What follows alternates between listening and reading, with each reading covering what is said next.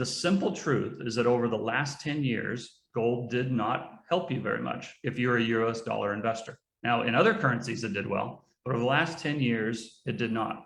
And if you look at gold miners, if you look at the GDX ETF and you look at the GDXJ ETF, and if you look at the Barron's Gold or the Philadelphia Gold Mining Index that goes back to so GDX goes back about 10 years. GDXJ goes back, I think, 15 years. And the Philadelphia Gold Miners Index goes back, I think, 40 years. Since inception, all of those indexes are down. Down. Not positive at all. They're down. And that's not to say that you shouldn't own gold miners. It's not to say that they can't provide an incredible amount of value. So I continue to believe that everybody should have gold in their portfolio. I do not think it should be, your whole portfolio. To me, I'm comfortable having up to 25% in gold, depending on someone's personal situation. But I don't think that should be the only asset. And in most cases, it probably should not be 25%. But I do think it's very important to own gold. If you are not a US dollar denominated investor, then I think it's even more important to own gold.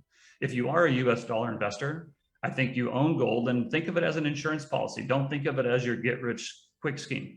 The reason that gold hasn't done well, in my opinion, is it hasn't had to do well. In other words, whenever a currency comes into crisis, gold does very well in that currency. But you know what? Despite all the protestations, the US dollar has not come into crisis in the last 15 years. It just hasn't. Now you can say that it will, but it just hasn't yet. And so as a result, it hasn't had to do well. But I would say that if the dollar comes into crisis, or if the dollar dramatically loses value, I think gold will do very, very well. And when that time comes, you'll be glad that you have some gold. It's possible that all fiat currencies lose value, even though the dollar is rising versus other fiat currencies. That is possible. I will not deny that that is possible.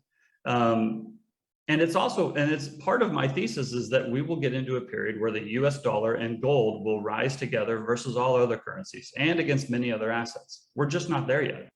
There's this idea that you cannot have a rising dollar and inflation together. It's completely wrong. Of course you can have inflation and a rising dollar, or maybe I should say a rising DXY, right? The dollar index can absolutely go higher and have inflation in the United States. That can absolutely happen. If you doubt that this is possible, then ask yourself if your cost of living is higher today than it was 15 years ago.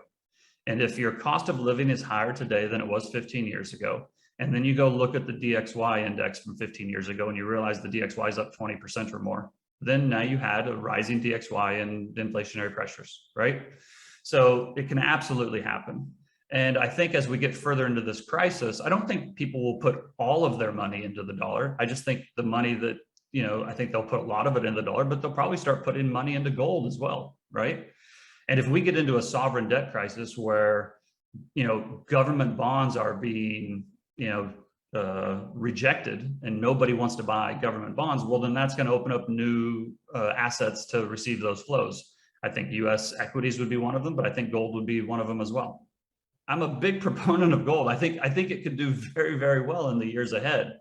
I'm just saying, don't go all in on it.